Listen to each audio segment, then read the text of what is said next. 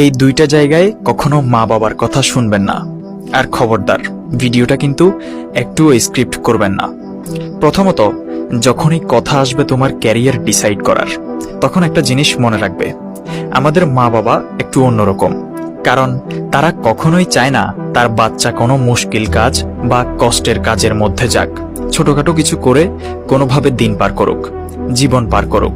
কিন্তু ভাই, তুমি তো কোনো মেন্ঢক না, তোমাকে পুরো সমুদ্রে নামতে হবে, পরিস্থিতি দেখতে হবে, আর সবচেয়ে কষ্টকর যেটা সেটাই তোমাকে বেছে নিতে হবে।